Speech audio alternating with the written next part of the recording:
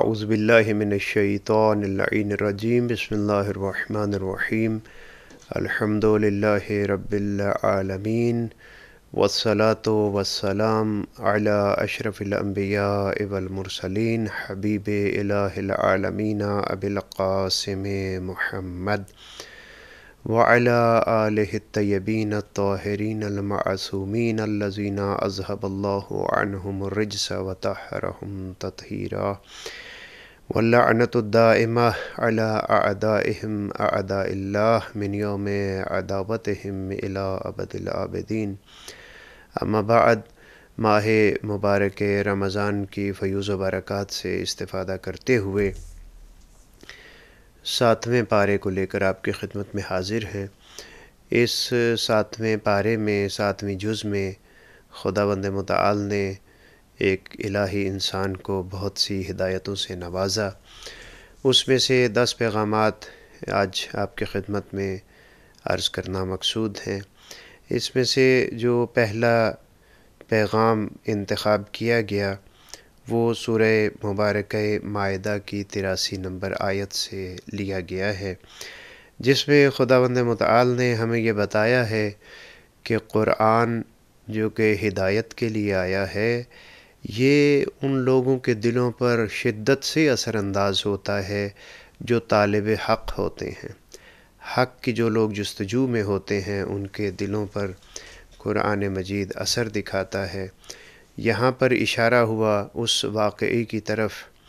جب مسلمان ہجرت کر کے کفار مکہ کے ظلم و ستم سے بچتے ہوئے حبشہ پہنچے، اور وہاں پر مولا امیر المؤمنین علیہ السلام کے عظیم الشان بھائی جناب جعفر نے آیات الہیہ کی تلاوت کی۔ اس منظر کشی کو قرآن مجید نے یوں ذکر کیا: وَإِذَا سَمِعُوا مَا أُنزِلَ إِلَى الرَّسُولِ تَرَىٰ أَعْيُنَهُمْ تَفِيضُ مِنَ الدَّمْعِ مِمَّا عَرَفُوا مِنَ الْحَقِّ يَقُولُونَ رَبَّنَا آمَنَّا فَاكْتُبْنَا مَعَ الشَّاهِدِينَ۔ وہ لوگ جس وقت اس کلام الہی کو سنتے ہیں جو رسول اللہ پر نازل کیا گیا، تو اس سننے سے ہی ان کی آنکھوں سے آنسو جاری ہو جاتے ہیں، اور وہ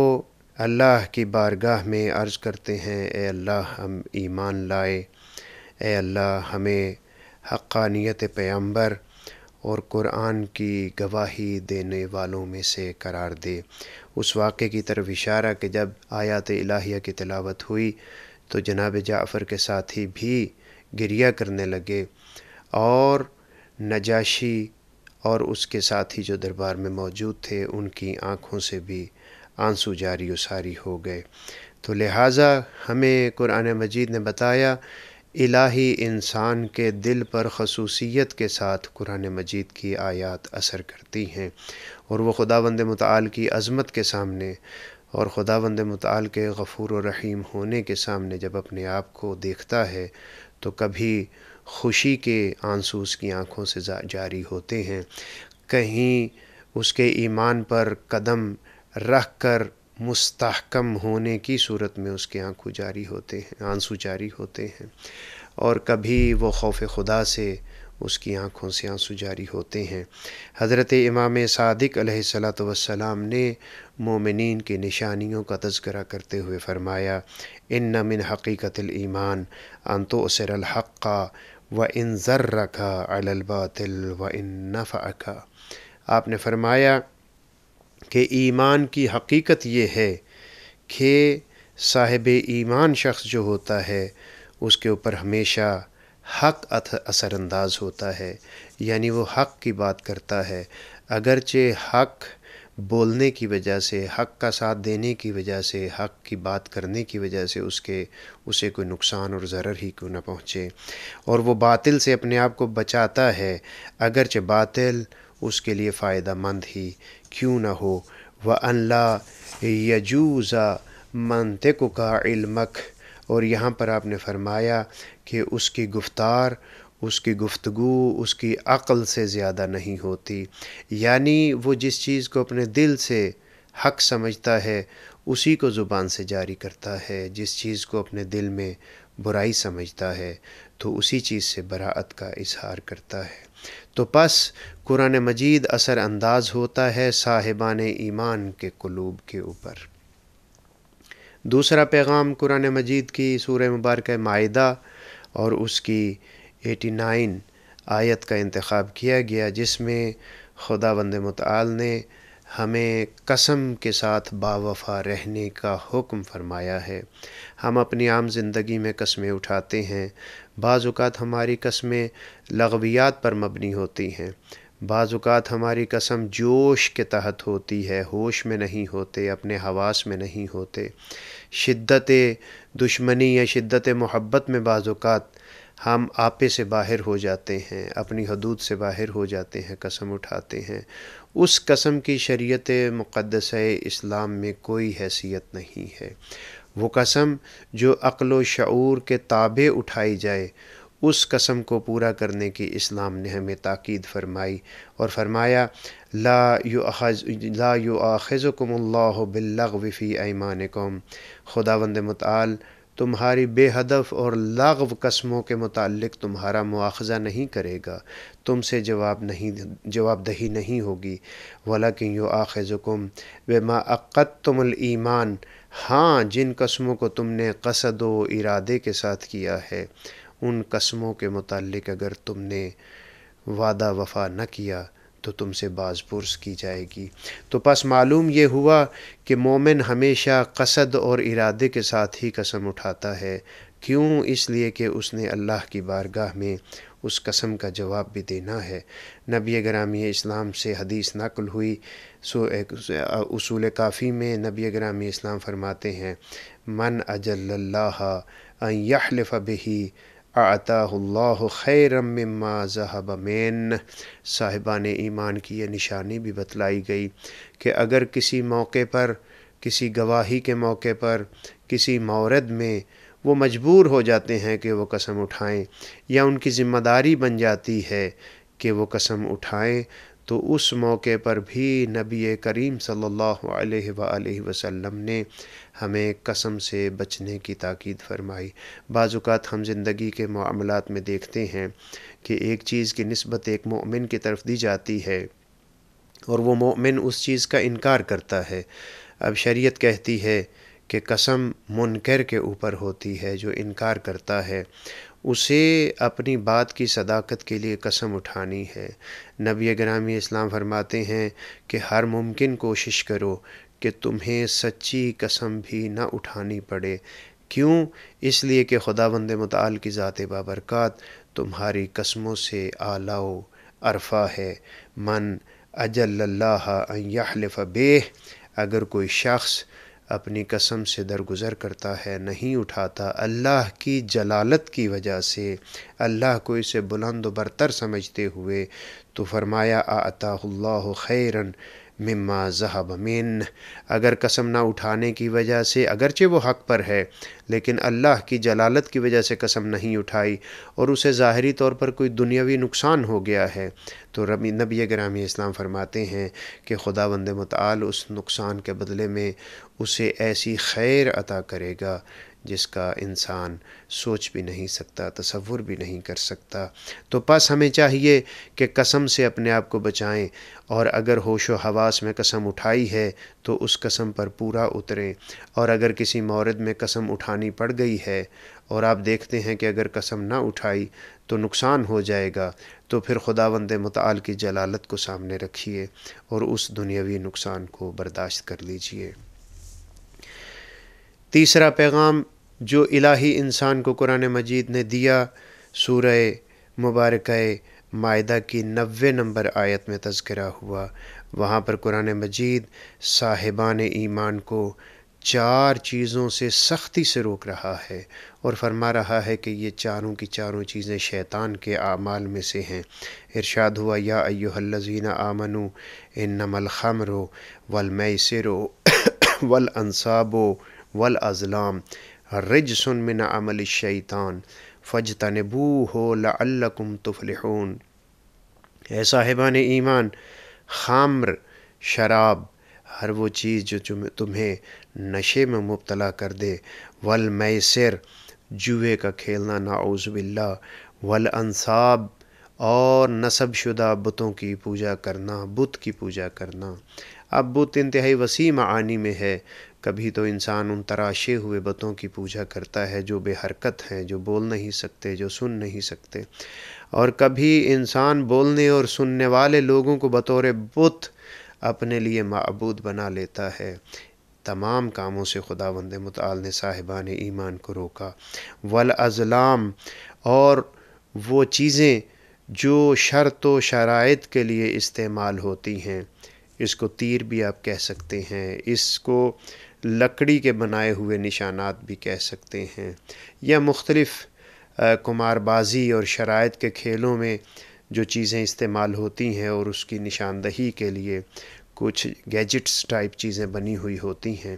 ان سب چیزوں کو جو کہ جوئے کے کام آئیں انہیں ازلام کہا جائے گا۔ فرمایا کہ یہ چاروں چیزیں رجسن، یہ نجس ہیں، من عمل الشیطان، اور یہ شیطانی عمل ہے، یہ شیطان کے اعمال میں سے ہے۔ فاجتنبوہ ہو، لہٰذا تم اجتناب کرو، لعلکم تفلحون، شاید کہ تم کامیاب ہو جاؤ، شاید کہ تم فلاح پاؤ۔ اور پھر ساتھ ہی بلا فاصلہ خداوند متعال نے یہ فرمایا کہ اگر اے صاحبان ایمان تم ان چیزوں میں مبتلا ہوتے ہو تو شیطان تو یہی چاہتا ہے، انما یرید الشیطان ان یوقع بینکم العداوہ والبغضاء، شیطان تو یہی چاہتا ہے کہ تمہارے درمیان دشمنی کو، بغض کو خمر اور میسر کے ذریعے سے ڈال دے۔ شراب کے نشے میں انسان چلا جائے تو اس کو بھائی بھائی نظر نہیں آتا، محرم و غیر محرم کی تمیز ختم ہو جاتی ہے۔ اگر بغض پیدا ہو جائے تو وہ پھر اپنے محرم رشتہ داروں کو بھی ہر قسم کا نقصان پہنچانے کے لیے تیار ہو جاتا ہے۔ شیطان یہی چاہتا ہے کہ مومن کو مومن سے ٹکرا دے، مومن کو مومن سے لڑا دے تاکہ اس کی قوت کو کم کیا جا سکے۔ وَيَصُدَّكُمْ عَنْ ذِكْرِ اللَّهِ وَعَنِ الصَّلَاةِ، اللہ کے ذکر سے بھی روکتا ہے اور نماز پڑھنے سے بھی روکتا ہے۔ فَهَلْ أَنْتُمْ مُنْتَحُونَ، اور یہاں پر پھر خداوند متعال نے آخر میں فرمایا، کیا تم اس فساد سے، اس چیز سے اپنے آپ کو نہیں روکو گے؟ تمہیں چاہیے کہ تم اپنے آپ کو روکو ان چیزوں سے کہ جن کے بجا لانے کی وجہ سے شیطان کو خوشی ہو۔ نبی گرامی اسلام سے نقل کیا حضرت امام جعفر صادق علیہ السلام نے فرمایا، کل مسکر حرام، ہر نشہ آور چیز حرام ہے، فما اسکرا کثیرہ فقلیلہ حرام، کسی چیز کی کثرت اگر نشے میں مبتلا کرتی ہے تو اس چیز کی قلت بھی حرام ہے۔ اگر کوئی شخص یہ سمجھتا ہے کہ چند قطرے شراب کے پینے سے وہ اپنے حال میں باقی رہتا ہے، بے حال نہیں ہوتا، لیکن زیادہ پیے گا تو بے حال ہو جائے گا، امام معصوم نبی گرامی اسلام سے نقل فرما رہے ہیں کہ اگر تم اس نجس چیز کو، اس مسکر کو، اس نشہ آور چیز کو کم استعمال کرتے ہو کہ تمہارے ہوش و حواس قائم رہیں تو اس کا کم بھی حرام ہے، کیونکہ اس کا کثیر جو ہے اس کا بھی نقصانات ہیں، وہ حرام ہے، وہ نشے میں مبتلا کرتا ہے۔ لہٰذا ان آیات سے ہمیں پتہ چلتا ہے کہ ایک خالص مومن کو ہمیشہ بتوں سے بچنا ہے، نشے سے بچنا ہے، ناجائز شرائط سے بچنا ہے، قمار بازی سے بچنا ہے، حرام کی شرطوں سے اپنے آپ کو بچانا ہے تاکہ وہ فلاح پا سکے۔ اگر نہ بچا سکا تو پھر شیطان اللہ کے مقابلے میں آ کر اپنی کامیابی کا اعلان کرتا ہے۔ اہل قرآن شخص کبھی بھی اس بات پر راضی نہیں ہو سکتا کہ شیطان اسے گمراہ کر کے اللہ کی بارگاہ میں کہے کہ اے اللہ، میں نے تیرے بندے کو تم سے چھڑوا لیا اور وہ میرے دامن کے ساتھ متمسک ہو گیا۔ چوتھا پیغام 7ویں پارے سے جو ہمیں ملتا ہے، ایک بڑا ہی اہم مسئلہ جو مومنین کے درمیان موجود ہے، اور صاحبان عقل و فہم اس مسئلے کو جانتے ہیں، لیکن بہت سے لوگ اپنی دنیاوی اغراض و مقاصد کے لیے، اپنی انا کے لیے، تعصب کی بنیاد پر، جہالت کی وجہ سے اس مسئلے کی مخالفت کرتے ہیں۔ قرآن مجید نے واضح طور پر اندھی تقلید کو حرام قرار دیا۔ ایک دفعہ ایک شخص جاہل ہے اور وہ جاہل کی ہی تقلید کرتا ہے، جیسے وہ کہتا ہے کہ یہ ہے تو اچھا کام، لیکن میرے ماں باپ فلاں کام کیا کرتے تھے، لہٰذا میں تو وہی کام انجام دوں گا۔ اگر ماں باپ کسی وجہ سے بھی، ماحول کے نہ ملنے کی وجہ سے جاہل تھے اور وہ جاہلانہ رسم و رسومات کو انجام دیتے تھے جو کہ اسلامی تعلیمات کے ساتھ مطابقت نہیں رکھتیں، تو قرآن مجید اس قسم کی تقلید سے ایک الہی انسان کو منع کرتا ہے۔ الہی انسان کی شان یہ ہے کہ اس کی تقلید روشن انداز سے ہونی چاہیے۔ اندھی تقلید کی قرآن مجید نے مخالفت کی۔ سورہ مبارک مائدہ کی 104 نمبر آیت میں ارشاد ہوا، وَإِذَا قِيلَ لَهُمْ تَعَالَوْا إِلَىٰ مَا أَنزَلَ اللَّهُ وَإِلَى الرَّسُولِ، جب ایسے لوگوں سے جو اندھی تقلید کے قائل ہیں انہیں کہا جاتا ہے کہ آؤ اس چیز کی طرف جو اللہ نے نازل کی ہے، آؤ اللہ کے رسول کی طرف، تو وہ لوگ کہتے ہیں حسبنا ما وجدنا علیہ آباءنا، ہمارے لیے تو وہ کافی ہے کہ جس دین پر، جس طور طریقے پر، جس رسم و رواج پر ہمارے والدین تھے۔ اولو کان آباؤہم لا یعلمون شیئا، قرآن یہ پوچھتا ہے کہ کیا تم اپنے آبا کے طور طریقے، رسم و رواج پر اس صورت میں بھی چلو گے کہ وہ بیچارے جاہل تھے، وہ جانتے نہیں تھے، وہ جہالت کی وجہ سے جاہلانہ کام انجام دے رہے تھے، ولا یہتدون، وہ جہالت کی وجہ سے جاہل ہی رہے، جاہلانہ کام ہی انجام دیتے رہے اور ہدایت یافتہ نہ ہو سکے۔ تو پس قرآن مجید نے ہمیں یہ ہدایت کی کہ ایک الہی انسان اللہ کے بتائے ہوئے اصول پر چلتا ہے، آباء و اجداد کے بتائے ہوئے اصولوں پر اس وقت چلے گا جب آباء و اجداد عالم تھے، حکم خدا کو سمجھتے تھے، لیکن اگر وہ جاہل تھے، حکم الہی کو نہیں سمجھتے تھے اور جہالت کی موت ان کو آئی، تو ایسی صورت میں انسان کو ایسی تقلید سے سختی کے ساتھ منع کیا گیا۔ لہٰذا ہمارے ہاں دو قسم کی تقلید ہے۔ اگر جاہل کی تقلید کرتا ہے تو وہ تقلید جائز نہیں ہے، اس کی مذمت کی گئی، لیکن اگر ایک جاہل شخص ایک عالم شخص کی تقلید کرتا ہے تاکہ وہ اپنے آپ کو جہالت سے نکال سکے اور علمی انداز سے اپنی زندگی کو گزار سکے، تو اس تقلید کا حکم دیا گیا۔ مکتب تشیع کو یہ افتخار حاصل ہے کہ مکتب تشیع میں انسان کو ہمیشہ توسل کرتے ہوئے اللہ تک پہنچنے کی تاکید جو قرآن مجید میں ہوئی، مکتب تشیع اسی پر عمل پیرا ہے۔ تو پس قرآن مجید نے ہمیں اندھی تقلید سے منع کیا اور علم کی طرف لے جانے والی تقلید کی ہمیں ہدایت فرمائی۔ پانچواں پیغام قرآن مجید نے ہمیں دیا کہ اگر تم چاہتے ہو کہ کسی کی اصلاح کرو تو تمہیں چاہیے کہ پہلے اپنی اصلاح کرو، جب خود اصلاح کر لو اس کے بعد مصلح بنو، اس کے بعد دوسرے کی اصلاح کرو۔ آیہ مجیدہ 105 سورہ مبارک مائدہ میں ارشاد ہوا، یا ایھا الذین آمنوا علیکم انفسکم لا یضرکم من ضل اذا اہتدیتم الی اللہ مرجعکم جمیعا فینبئکم بما کنتم تعملون۔ اے صاحبان ایمان، اپنے آپ کی طرف پہلے دیکھو، اپنے آپ کو کنٹرول کرو، اپنی اصلاح کرو، اپنے آپ کو پہلے ہدایت یافتہ بناؤ، کہیں ایسا نہ ہو کہ دوسروں کی اصلاح کرنے لگو اور دوسروں کی گمراہی جو ہے وہ تمہیں گمراہ کر دے۔ تم ہدایت یافتہ ہو، لا یضرکم من ضل اذا اہتدیتم، جبکہ تم ہدایت یافتہ ہو، کہیں ایسا نہ ہو کہ اپنے آپ کو تم نے مضبوط نہیں کیا اور دوسروں کی گمراہی نے تمہیں آ گھیرا۔ ہمارے ہاں بعض اوقات دیکھنے میں آتا ہے کہ مکتب تشیع کے متعلق معلومات نہیں ہوتی، دوسرے مذاہب کو پڑھنا شروع کر دیا جاتا ہے، بعض معروف ناموں کی کتابوں کو پڑھنا شروع کر دیا جاتا ہے،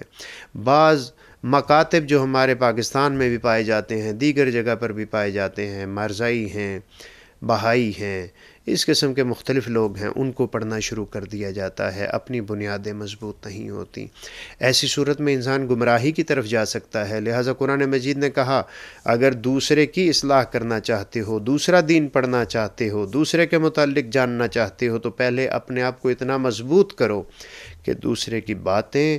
کہیں تمہیں صحیح درست اور ہدایت یافتہ باتیں نہ لگنے لگ جائیں اور تم ہدایت پر ہوتے ہوئے کہیں گمراہ نہ ہو جاؤ۔ الی اللہ مرجعکم جمیعا،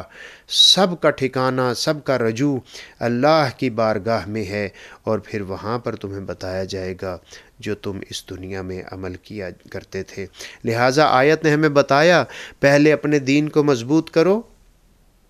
پھر دوسروں کے ساتھ دین کی باتیں کرو۔ لہٰذا یہ ہر انسان کی، ہر الہی انسان کی ذمہ داری ہے، پہلے وہ اپنے عقائد کو مضبوط کرے، اس کے بعد عقیدے کے متعلق وہ بات کرے، پہلے اپنے اعمال کو درست کرے، پھر دوسروں کے اعمال کی اصلاح کرنے کی کوشش کرے۔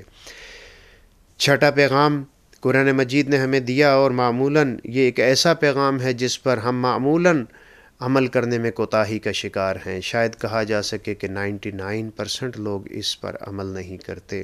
اور وہ عمل کیا ہے؟ سورہ مبارکہ مائدہ کی 106، 107 اور 108 نمبر آیت میں تذکرہ ہوا۔ وہ تذکرہ یہ ہے کہ اے صاحبان ایمان، تمہیں وصیت لکھ دینی چاہیے، اور اگر تم نے وصیت نہیں لکھی اور وقت آخر آ گیا ہے تو اس وقت صاحبان ایمان میں سے 2 گواہ بھی ساتھ رکھو، ان گواہوں کی موجودگی میں اپنی زندگی کے آخری مرحلے میں وصیت لکھ دو، اور اگر تم سفر میں ہو اور تمہیں مومن شاہد نہیں ملتے تو جو بھی 2 گواہ مل جائیں ان کو گواہ بنا کر وصیت لکھ دو۔ اگر دنیا میں لکھی ہوئی ہوتی، اگر جاں بے لب ہونے سے پہلے لکھ دیتا تو شاید ایسے گواہوں کی ضرورت نہ پڑتی، لیکن اب مرحلہ آخری مرحلہ ہے۔ ہم دنیاوی زندگی میں بھی دیکھتے ہیں کہ بعض اوقات اگر کسی پر ظلم ہوتا ہے اور وہ بیچارہ جاں بے لب ہو جاتا ہے تو بستر پر لیٹے ہوئے بھی اس کی وصیت کو، اس کے اقرار کو بڑی اہمیت دی جاتی ہے۔ قرآن مجید نے بھی کہا یا ایھا الذین آمنوا شہادۃ بینکم اذا حضر احدکم الموت حین الوصیہ اثنان ذوی عدل منکم، اے صاحبان ایمان تم گواہی دو۔ کس وقت؟ گواہوں کو ساتھ رکھو۔ کس موقع پر؟ اذا حضر احدکم الموت، جس وقت تم حالت موت میں ہو، حین الوصیہ، اور اس وقت تم وصیت کر رہے ہو۔ اب تمہارے پاس وقت بہت قلیل ہے، اس میں تم نے وصیت بھی کرنی ہے۔ تمہارے پاس 2 گواہ ہونے چاہیے جو عادل ہونے چاہیے، جو اس بات کی گواہی دیں کہ اس نے واقعاً اسی بات کی وصیت کی تھی۔ او آخران من غیرکم ان انتم ضربتم فی الارض، یا اگر تم زمین میں گھوم رہے ہو، پھر رہے ہو، یعنی مسافر ہو، حاضر نہیں ہو، سفر میں ہو، تو ایسی صورت میں وہاں پر کوئی بھی مل جائے، اگر وہ عادل نہیں ہے، غیر عادل ہے، مومن نہیں ہے، غیر مومن ہے، تو تب بھی وصیت لکھو۔ کتنی زیادہ تاکید ہوئی وصیت کرنے کی کہ موت آ گئی ہے، فوری وصیت لکھو، بغیر وصیت کے اس دنیا سے نہ جانا، اور شاہد عادل 2 ہونے چاہیے، 1 بھی نہیں ہونا چاہیے، تاکہ تمہاری جو خواہشات ہیں ان کو انجام دینے میں کسی بھی قسم کا جھگڑا پیش نہ آئے۔ اور اس کی حکمت خداوند متعال نے 2 گواہوں کو لینے کی 108 نمبر آیت میں واضح طور پر فرمائی کہ اس کی حکمت یہ ہے کہ اگر گواہ موجود ہوں گے تو بعد میں ورثاء کے درمیان جھگڑے کا امکان نہیں ہوگا، یا اگر جھگڑا ہوگا تو وہ کم تر جھگڑا ہوگا۔ تو پس ہر مومن کے لیے ضروری ہے کہ وہ بر وقت وصیت لکھے۔ اگر نہیں لکھ سکا تو موت کے بستر پر جب لیٹا ہے تو اس وقت بھی وصیت لکھے، اور ساتھ گواہ بھی قرار دے کہ میں فلاں فلاں مومن کو اپنی اس وصیت پر گواہ بنا رہا ہوں۔ اگلا پیغام خداوند متعال نے ہمیں دیا، اور اس میں حقیقتاً خداوند متعال نے ہماری مسئولیت کا تذکرہ بھی کیا اور اپنی عظمت کا تذکرہ بھی کیا۔ یہاں پر پیغام دیا کہ اے لوگو، یاد رکھو قیامت والے دن خداوند متعال کی ذات بابرکات اپنے انبیاء سے بھی سوال کرے گی اور اپنے انبیاء سے بھی جواب لے گی۔ میری اور آپ کی کیا حیثیت ہے؟ خداوند متعال اپنے انبیاء اور رسل سے بھی جواب لیں گے اس دنیا کے حوالے سے۔ ارشاد ہوا سورہ مبارکہ مائدہ کی 109 نمبر آیت میں، یوم یجمع اللہ الرسل، اس دن کو یاد کرو جب اللہ اپنے رسولوں کو جمع کریں گے، یعنی روز قیامت۔ فیقول، اور پھر ان سے کہا جائے گا، ماذا اجبتم، تمہیں تمہاری اقوام نے کیا جواب دیا تھا؟ قالوا لا علم لنا انک انت علام الغیوب، انبیاء کہیں گے، رسول کہیں گے، اے اللہ ہمیں وہ علم نہیں ہے۔ کیوں؟ اس لیے کہ تو علام الغیوب ہے، تو غیب کو جاننے والا ہے۔ یہاں پر مفسرین نے لکھا کہ خداوند متعال کی جلالت اور عظمت کے سامنے انبیاء یہ گوارا نہیں کریں گے کہ جو خداوند متعال کی ذات بابرکات چونکہ علام الغیوب ہے، وہ جانتی ہے، ہم اس کے باوجود اللہ کی بارگاہ میں کھڑے ہو کر اللہ کو جواب دیں۔ اللہ کی عظمت کی وجہ سے وہ کہیں گے لا علم لنا،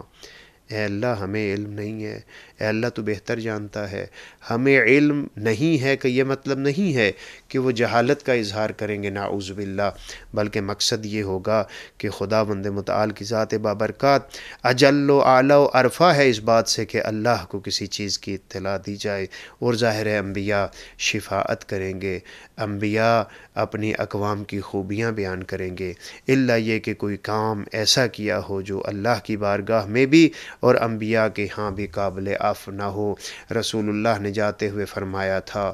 انی تارک فیکم الثقلین کتاب اللہ و عطرتی اہل بیتی ما ان تمسکتم بہما لن تضلوا بعدی ابدا۔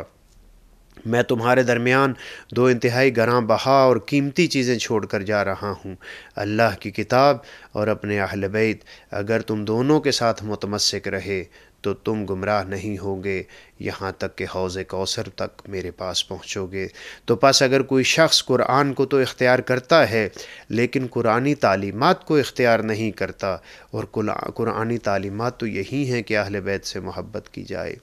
اور اگر کوئی شخص اہل بیت سے محبت تو کرتا ہے لیکن اہل بیت سے محبت کرتے ہوئے بھی اہل بیت کی بات کو تسلیم نہیں کرتا، یعنی قرآنی تعلیمات کے مطابق عمل نہیں کرتا، اس کا مطلب ہے کہ اس میں دو قیمتی چیزوں میں سے ایک پر عمل کیا، دوسری پر نہیں کیا، تو وہ شخص حوض کوثر پر پہنچنے کے حوالے سے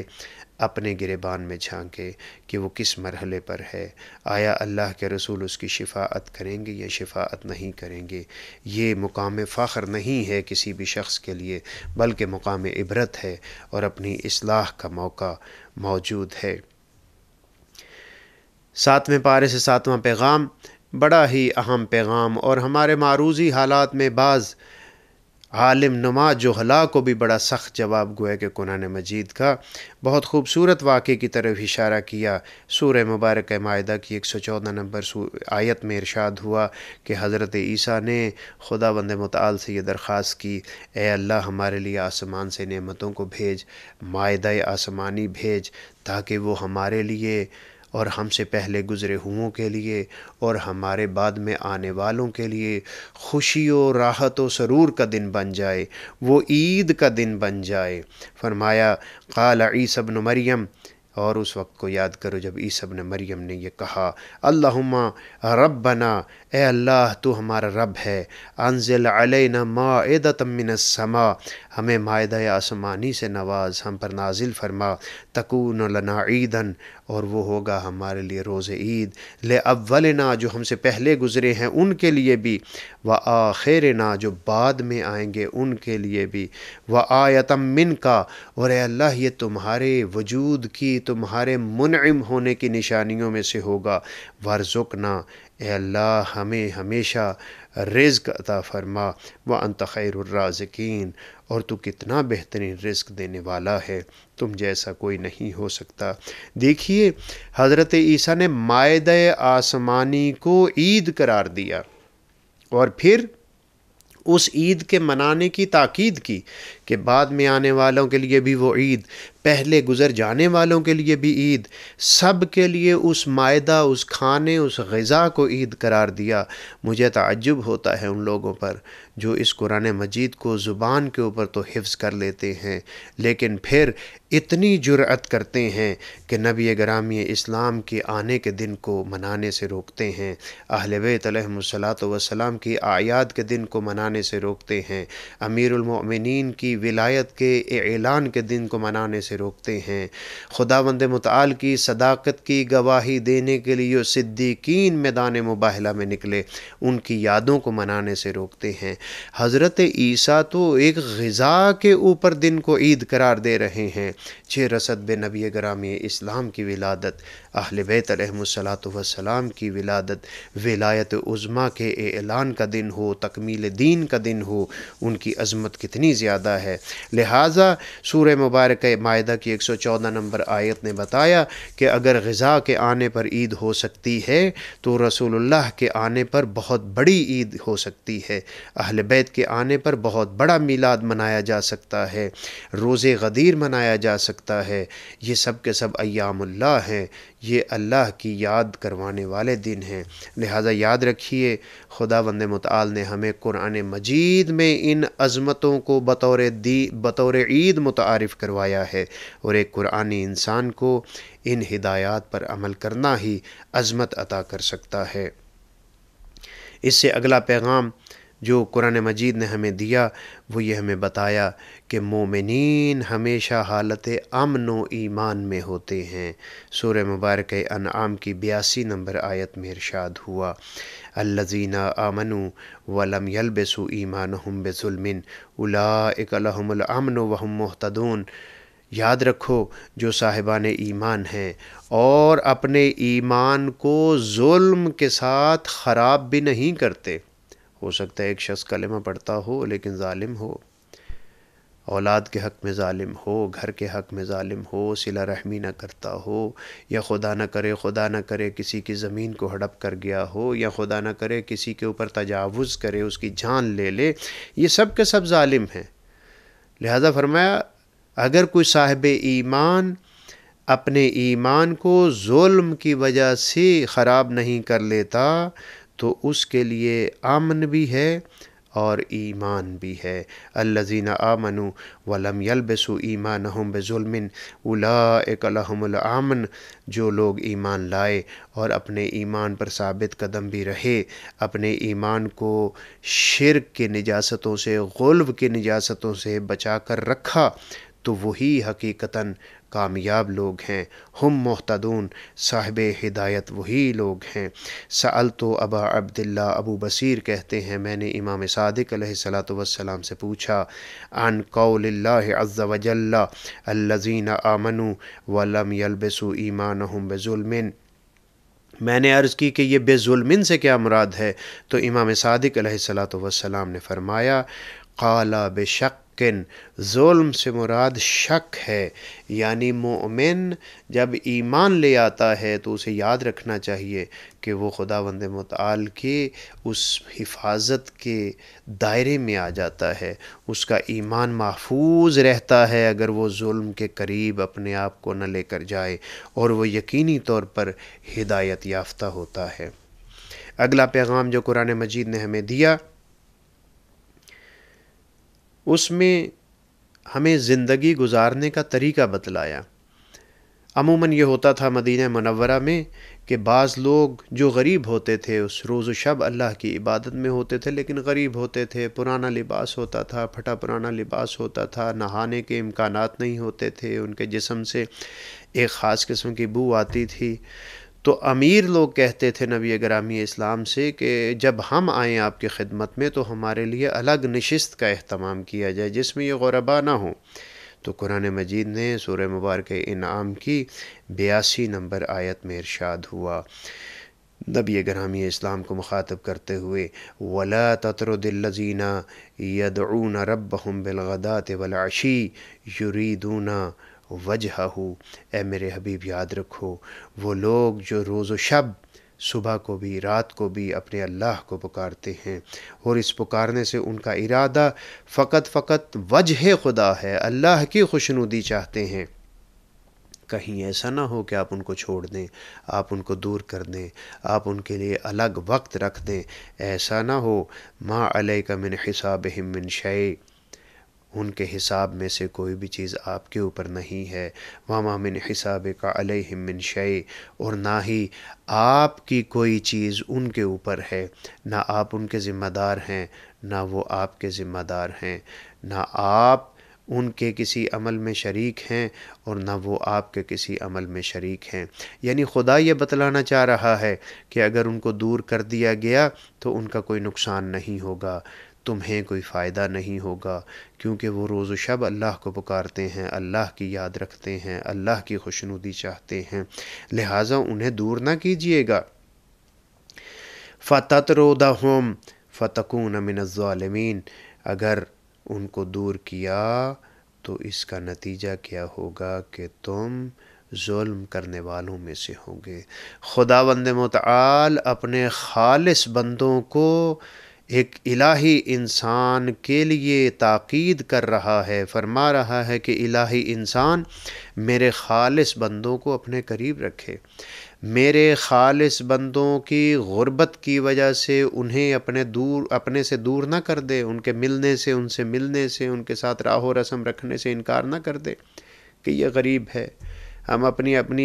عملی زندگی میں دیکھتے ہیں کہ مالدار لوگوں کے لیے، سیٹھ لوگوں کے لیے، بڑے لوگوں کے لیے تو ہمارے پاس سے وقت نکل آتا ہے، لیکن اگر کوئی غریب ہے لیکن مومن ہے، محب اہل بیت ہے، روز و شب عبادت میں ہے، اس کا ٹیلی فون آ جائے، وہ رابطہ کرنا چاہے تو خدا نہ کرے کہ ہمارے پاس اس کے لیے وقت نہ ہو۔ اگر ہمارے پاس اس کے لیے وقت نہ ہوا تو یہ ہمارے گھاٹے کا سودا ہے، اسے کوئی نقصان پہنچنے والا نہیں ہے۔ تو پس یہاں پر خداوند متعال نے ہمیں زندگی گزارنے کے طریقے بتلائے۔ غریب شخص جو کہ للہیت رکھتا ہے اسے کسی بھی صورت میں اپنے سے دور نہ کرنا۔ والسلام علیکم ورحمۃ اللہ وبرکاتہ۔